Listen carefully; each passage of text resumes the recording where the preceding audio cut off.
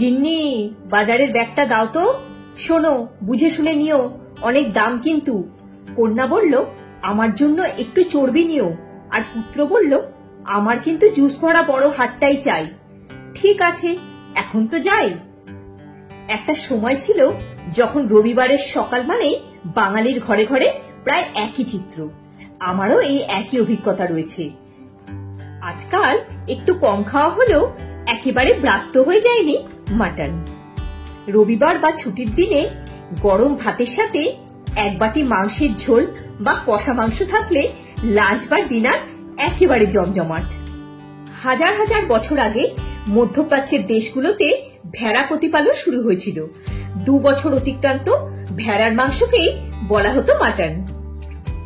পরবর্তীকালে ভারতে ছাগলের মাংসই মাটন হিসাবে পরিচিতি পায়। সেই মুঘল যুগ থেকেই নানান মোগলাই পদে মাটনের আনাগোনা শুরু হয়েছিল। ব্রিটিশরা ভারতে আসার পর মাংসের চাহিদা মেটানোর জন্য ভেড়া প্রতিপালনের সাথে সাথে ছাগল প্রতিপালনেও জোর দেওয়া শুরু করেছিলেন। কথিত আছে, ব্রিটিশ যুগে এক ওড়িয়া রাঁধুনির মাধ্যমেই মাটন বা মাংস কষা জনপ্রিয় হয়। পরে বাঙালির হেসেলে এসে এই কষা মাংসই সুপারহিট হয়ে ওঠে।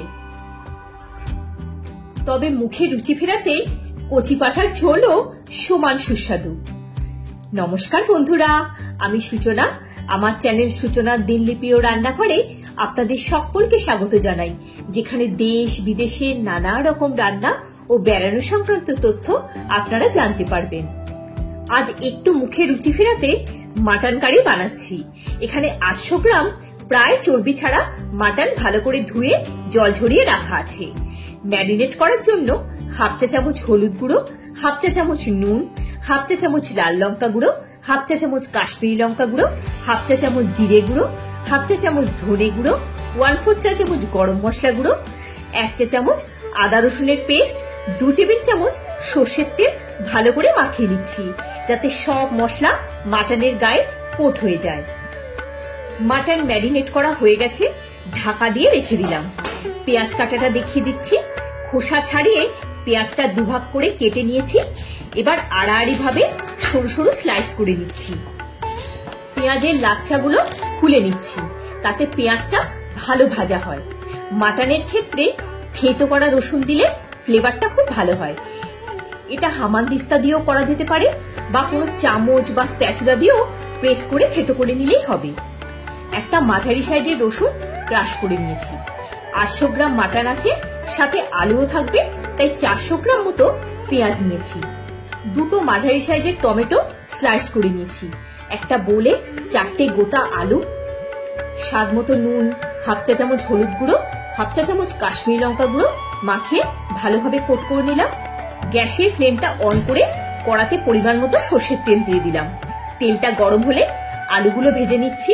যতই আমরা চিকেন খাই না কেন, এক টুকরো মাটন খেলে মনে হয় যেন সত্যিই মাংস খেয়েছি, তাই না বলুন? আলুগুলো ভেজে তুলে নিলাম। এবার ওই তেলেই 2টো তেজপাতা, 2টো দারচিনি স্টিক, 4টে ছোট এলাচ আর 4টে লবঙ্গ দিয়ে দিলাম। সুগন্ধ বেরোলে কুচনো পেঁয়াজ অর্ধেকটা দিয়ে দিলাম। একটু নাড়াচাড়া করে 1/2 চা চামচ নুন দিয়ে থেতো করা রসুন দিয়ে দিলাম। পেঁয়াজ আর রসুন হালকা সোনালী রং আসা পর্যন্ত ভেজে নিচ্ছি। বাকি পেঁয়াজটা মিক্সিতে পেস্ট করে নিয়েছি। একটু চিনি দিয়ে দিলাম। এটা ক্যারামেলাইজ হয়ে ভালো একটা কালার দেবে। পেঁয়াজ রসুন ভাজা ভাজা হয়ে গেছে। এবার বাটা পেঁয়াজটা দিয়ে দিলাম। 2 চা চামচ আদা রসুনের পেস্ট। সবকিছু মিশিয়ে নিচ্ছি। এটা একটু কষিয়ে নিয়ে মাটনটা দিয়ে দিলাম। বাকি কষানোটা মাটনের সাথেই হবে। মাংসের সাথে মশলাটা মিশিয়ে নিচ্ছি। গ্যাসের ফ্লেম লো টু মিডিয়ামে রাখা আছে। একটা ঢাকা দিয়ে একটু কুক করে নিলাম। মাটন মশলার সাথে মিশে গেছে। টমেটো বাটাটা দিয়ে দিলাম। টমেটোটা মিশিয়ে নিচ্ছি। 1/2 চা চামচ হলুদ গুঁড়ো, 1/2 চা চামচ লাল লঙ্কা গুঁড়ো, ঝালটা আপনারা স্বাদ মতো দেবেন, 1/2 চা চামচ কাশ্মীরি লঙ্কা গুঁড়ো, 1/2 চা চামচ ধনে গুঁড়ো, 1/2 চা চামচ জিরে গুঁড়ো, 1/2 চা চামচ শাহি গরম মশলা গুঁড়ো, 1/2 চা চামচ রেডিমেড মিট মশলা আর স্বাদ মতো নুন দিয়ে দিলাম। রেডিমেড মিট মশলা যেহেতু একটা ব্লেন্ডেড মশলা, তাই এতে ফ্লেভার খুব ভালো হয়, তবে অপশনাল, না চাইলে নাও দিতে পারেন। সব মশলা মাংসের সাথে মিশিয়ে নিলাম। এবার ঢাকা দিয়ে কষাবো। যত ভালো করে কষানো হবে তত মাংসের স্বাদ ভালো হবে। মিক্সির জারে 2 টেবিল চামচ টক দই ব্লেন্ড করে দিলাম। দেখুন মাংস থেকে তেল ছাড়া শুরু হয়ে গেছে। ফ্লেমটা কমিয়ে ফেটানো টক দই দিয়ে দিলাম।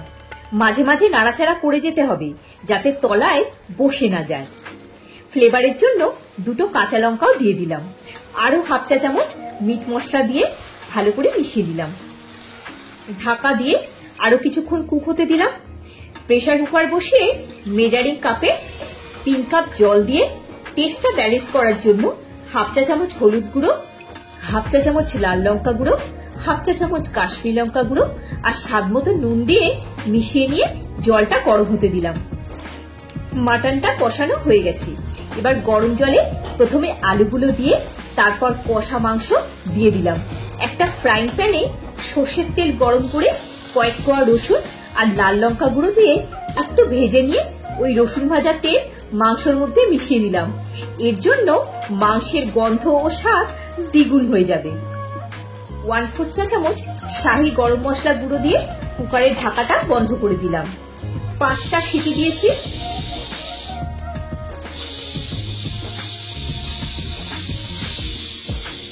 গ্যাসের ফ্লেমটা বন্ধ করে দিলাম। কুকারটা ঠান্ডা হয়ে এয়ারটা রিলিজ করলে তারপর ঢাকাটা খুলে দেখে নেব।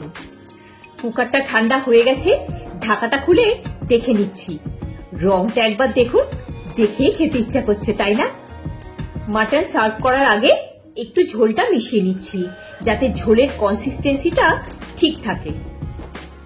মাংস আর আলু খুব ভালোভাবেই সেদ্ধ হয়ে গেছে, অথচ আলুগুলো গলেও যায়নি। আমার তো মাংসের আলু খেতে খুব ভাল লাগে। আর আপনাদের গরম ভাতের সাথে 1 বাটি মাটন, একটু কুচনো সালাদ আর পাতিলেবুর টুকরো, আর কিছু লাগে? তাহলে বন্ধুরা, সামনে দুর্গাপুজো, কালী পুজো, ভাইফোঁটা যে কোনো দিনে এইভাবে মাটন বানিয়ে এনজয় করতে পারেন। ভিডিওটা যদি ভালো লেগে থাকে একটা লাইক দিয়ে চ্যানেলটা সাবস্ক্রাইব করে পাশে থাকার অনুরোধ রইল। সবাই খুব ভালো থাকবেন, সুস্থ থাকবেন। দেখা হচ্ছে পরের একটি পর্বে। ধন্যবাদ।